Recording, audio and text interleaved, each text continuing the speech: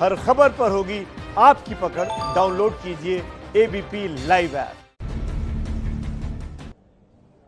स्वागत है आपका एबीपी न्यूज पर। आपके साथ मैं हूं आदर्श झा। दिल्ली वालों का दम कब तक घुटता रहेगा, यह सवाल इसलिए पूछा जा रहा है क्योंकि हर साल की तरह इस बार भी जहरीले धुएं ने दिल्ली को एक बार फिर अपनी चपेट में ले लिया है। अभी तो सर्दी की शुरुआत भी पूरी तरह से नहीं हुई है, लेकिन प्रदूषण की वजह से लोग बीमार पड़ने लगे हैं। एबीपी न्यूज ने दिल्ली के लोगों और डॉक्टरों से बातचीत कर यह जानने की कोशिश की है कि आखिर इस मुश्किल का इलाज क्या है।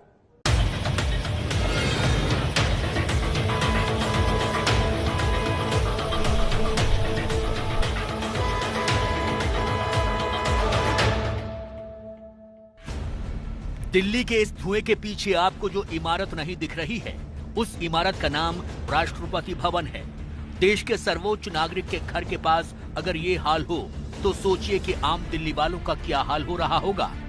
ये धुआं और प्रदूषण आम दिल्ली वालों को धीरे धीरे बहुत बीमार कर रहा है। एबीपी न्यूज ने आम दिल्ली वालों से बात कर ये जानने की कोशिश की है कि आखिर उन्हें किस तरह की दिक्कत हो रही है, इस प्रदूषण से उनका कितना बुरा हाल है। यह है दिल्ली के रहने वाले 79 साल के चंदर दुआ। सिंडिकेट बैंक के ब्रांच मैनेजर पद से रिटायर हुए कई साल हो गए हैं। अब इनकी 2 आर्टरी काम नहीं करती। इनका जीवन सिर्फ एक आर्टरी पर निर्भर है। दिल की बीमारी भी है। पिछले 15 दिनों में प्रदूषण बढ़ने के कारण इन्हें सांस लेने में तकलीफ होने लगी है। इसके अलावा सर दर्द इतना बढ़ गया है कि उन्हें दिमाग के डॉक्टर को दिखाना पड़ा। ले रहे हैं, सांस तो लेना ही है, क्या करेंगे। इससे हमारा सर दर्द बहुत बढ़ गया है, सांस भी चढ़ता है, सांस लेने में बहुत दिक्कत होती है।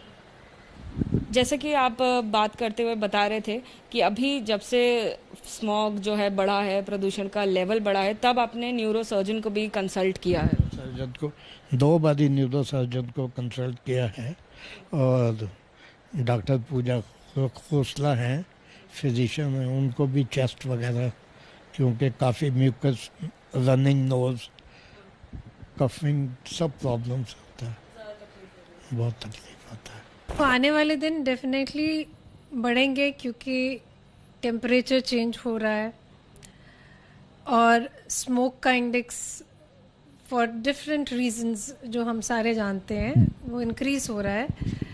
हर साल दिल्ली का प्रॉब्लम है इस टाइम पे। जैसे ही स्मोक व्हीकल्स की वजह से या हार्वेस्टिंग सीजन की वजह से जैसे ही उसकी मात्रा पॉल्यूशन की बढ़ती है, एलर्जेंस, डस्ट, स्मोक, ये सारे जितने भी प्रॉब्लम्स हैं रेस्पिरेटरी की हमारे बढ़ा देते हैं। ये हैं 59 साल के राजेश दुआ। दिल्ली के राजेंद्र नगर में इनकी फार्मास्यूटिकल कंपनी है। इनकी भी 2 आर्टरी खराब हैं। पिछले कुछ दिनों से प्रदूषण के कारण इनकी आंखों में जलन रहती है। इनके सर में भी दर्द रहता है। बीमारी बढ़ती देख इन्हें न्यूरो सर्जन से संपर्क तक करना पड़ा। न्यूरो सर्जन को कंसल्ट करने की जरूरत तब समझी जब एकदम से सिर दर्द होना शुरू हो गया। पिछले 15-20 दिन से लगातार सिर दर्द बना रहता है। आप सारा टाइम मास्क पहने रहते हो, आपकी वही हवा अंदर जाती है, उससे फिर परेशानी होती है और सिर दर्द शाम को होना शुरू हो जाता है। इसके लिए मैं न्यूरो के पास गया। क्या कर सकते हैं, मजबूरी है। उस घर को बेच के बाहर भी नहीं जा सकते हैं। इधर से अब ये पराली जलाना और ये सब और पोल्यूशन बढ़ने वाला है, जिसमें जीना दिल्ली वालों का तो दूभर है ही है। और जहरीली हवा में सारा दिन जीते हैं, देखो कितना समय चलेंगे लोग। पॉल्यूशन से चेस्ट प्रॉब्लम्स तो बहुत ज़्यादा ही है। जैसे लोगों को ब्रेथलेसनेस है, जिनका भी छाती का थोड़ा सा भी, जिनका मतलब सिचुएशन अच्छी नहीं होती है तो उनको बहुत जल्दी ब्रेथलेसनेस हो जाती है, वो लोग बहुत ज़्यादा आ रहे हैं। लेकिन स्पेसिफिकली हमारे पास जो पेशेंट्स आ रहे हैं वो वैसे हैं जिनके आईज़ में बहुत जलन होती है। बिकॉज आपने देखा AQI बहुत इंक्रीज़ कर गया है, एकदम से आईज़ में रेडनेस एंड जलन होने लगती है। और एक बहुत अलग सी चीज़ होने लगी है, जैसे हेडेक्स बहुत कॉमन होने लगे हैं। हेडेक एंड इरिटेबिलिटी बहुत बढ़ गई है। देखिए, आप अभी देख ही सकते हैं कि ज़्यादातर लोग अभी मास्क ऑलरेडी लगा रहे हैं, और मास्क को जब आप यूज़ करते हैं तो थोड़ा सा ये होता है कि आप रीब्रीथ करते हैं, बार बार उसी चीज़ को वापस ब्रीथ करते हैं, तो उससे क्या है कि थोड़ा सा ऑक्सीजन लेवल वैसे भी कम हो जाता है। और जहाँ पॉल्यूशन बढ़ी है तो डायरेक्टली आइस पे इफेक्ट करती है, रेडनेस होती है। और जो आप वो हाई पार्टिकल को आप इनहेल करते हैं तो वो ऑलरेडी कॉम्प्रोमाइज ब्रेन, जो कि ऑलरेडी ऑक्सीजन से रिड्यूस्ड है बिकॉज ऑफ द मास्क, एक हेडेक और fogging, brain fogging type of things they produce.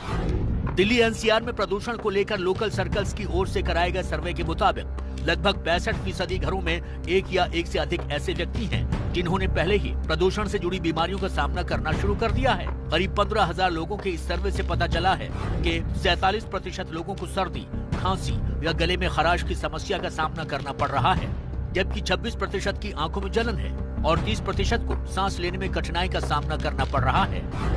गले में जो डस्ट आती है, जो सेटल होती है, टर्मरिक के अपने एडवांटेजेस है।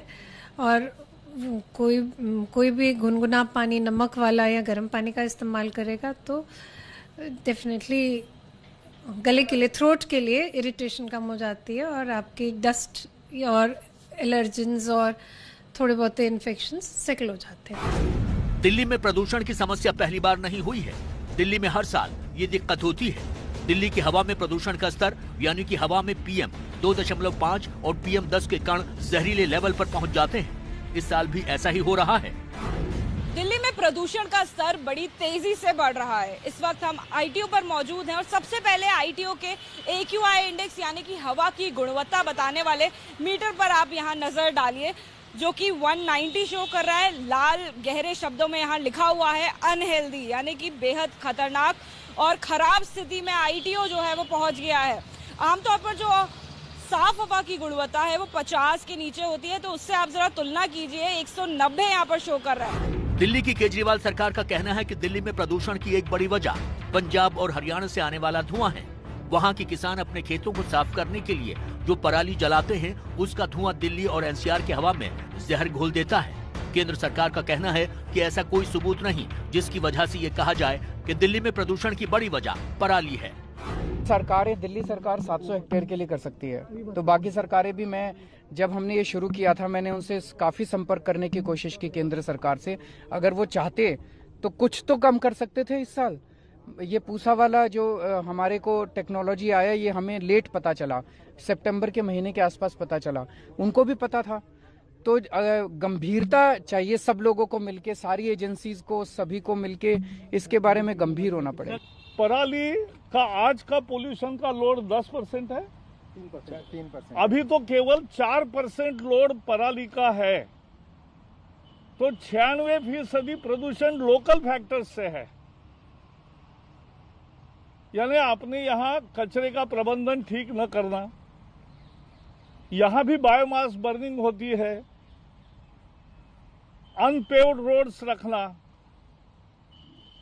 धूल उड़ना, धूल का सप्रेशन काम न करना और कंस्ट्रक्शन डिमोलिशन का काम चलता है, वहां से भी धूल का निर्माण होता है। तो ये सब फैक्टर्स ऐसे हैं कि जहां ये हमें देखना है। दिल्ली में प्रदूषण को लेकर ministry of earth and sciences के 2010 और 2018 के आंकड़ों को देखकर ये समझने की कोशिश करते हैं कि आखिर दिल्ली में प्रदूषण की बड़ी वजह क्या है। रिपोर्ट के मुताबिक वाहनों से 2010 में प्रदूषण करीब 25% था, जो 2018 में बढ़कर 41% हो गया। उद्योग की वजह से दिल्ली में 2010 में करीब 17.6% प्रदूषण था, जो बढ़कर 18.6% हो गया। बिजली की वजह से प्रदूषण लगभग एक जैसा ही है, यानी कि 5% से थोड़ा कम। दिल्ली में घरों से होने वाला प्रदूषण 2010 में 22.7% था, जो 2018 में घटकर सिर्फ 3% हो गया। धूल की वजह से दिल्ली में 2010 में 27.7% प्रदूषण था, जबकि 2018 में 21.5% हो गया।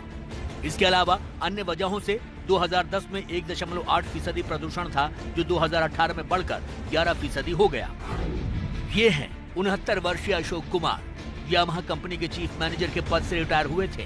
सोचा था रिटायरमेंट के बाद एक आरामदायक जिंदगी काटेंगे, लेकिन लॉकडाउन खत्म होने के साथ ही इनके अच्छे दिन भी खत्म हो गए हैं। पिछले 10 से 15 दिनों से सांस लेने में बहुत तकलीफ और थकान है। एयर प्योरीफायर भी इस्तेमाल करके देख लिया, लेकिन कोई लाभ नहीं। बिकॉज शुगर पेशेंट को, डायबिटिक पेशेंट को वॉक जरूरी है। डॉक्टर्स कहते हैं भाई एटलीस्ट 40 मिनट्स का वॉक करना चाहिए, तो इसके लिए मैं 40-45 मिनट्स के वॉक के लिए जरूर जाता था रेगुलर। अगर वो बंद कर दिया पोल्यूशन की वजह से, क्योंकि मेरे को सांस की प्रॉब्लम हो जाती है, इसलिए फिर घर के अंदर बैठे हैं। ये हैं 65 साल के राकेश अरोड़ा। दिल्ली के रजौरी गार्डन में रहते हैं। इनकी टूथब्रश बनाने की कंपनी है। काम की वजह से इन्हें रोज अपने घर से पटेल चौक जाना होता है। 5 साल से इन्हें अस्थमा है, लेकिन व्यवसाय ऐसा है कि वर्क फ्रॉम होम संभव नहीं है। जब भी आप बाहर निकलोगे तो आंखों में जलन तो है ही है और ब्रीथलेसनेस हो ही जाती है। जी, डॉक्टर को आपको क्यों कंसल्ट करना पड़ा सर? ऐसी क्या ज्यादा तकलीफ आ रही थी? ज़्यादा ब्रीदिंग प्रॉब्लम भी आ रही थी, स्टेमिना भी लो हो जाता है, वर्किंग कैपेसिटी कम हो जाती है एज इट इज। दिल्ली में बढ़ते प्रदूषण को रोकने के लिए केंद्र सरकार और दिल्ली सरकार दोनों ने कई कदम उठाए हैं। केजरीवाल सरकार ने प्रदूषण को कम करने को लेकर एंटी डस्ट मुहिम के तहत कंस्ट्रक्शन डेमोलिशन साइट्स को दिशा निर्देश जारी किए हैं। पराली के लिए बायो डिकम्पोजर तकनीक का इस्तेमाल किया जा रहा है। रेड लाइट ऑन गाड़ी ऑफ अभियान की शुरुआत की है। दिल्ली के आसपास के थर्मल पावर प्लांट्स को बंद करने को लेकर केंद्रीय ऊर्जा मंत्री को पत्र लिखा है। इलेक्ट्रिक व्हीकल पॉलिसी पर जोर दिया है। इसके अलावा ट्री ट्रांसप्लांटेशन पॉलिसी की शुरुआत की है। पूरी दिल्ली में 1 करोड़ व्हीकल्स हैं, रजिस्टर्ड व्हीकल्स। उसमें मान लो जितने भी 30-40 लाख व्हीकल्स भी अगर रोज सड़कों पे आते होंगे और वो हर रेड लाइट के ऊपर रुक के धुआं छोड़ते हैं, कितना पोल्यूशन उससे बनता है। कि जो काम एग्जीक्यूशन का काम है वो 90% कारपोरेशन का काम है, कारपोरेशन करता है और साफ फंड दिल्ली सरकार के पास है। 90% फंड वो दे नहीं रहे, देना नहीं चाहते और काम एमसीडी कर रही है। जहां पर पानी का छिड़काव हो वो कौन कर रहा है? स्प्रिंकलर्स किसके हैं? वो एमसीडी के हैं।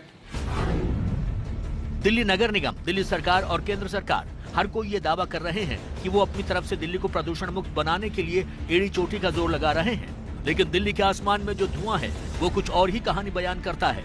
ऐसा लगता नहीं है कि इस बार भी दिल्ली वालों को जहरीले धुएं से निजात मिलेगी।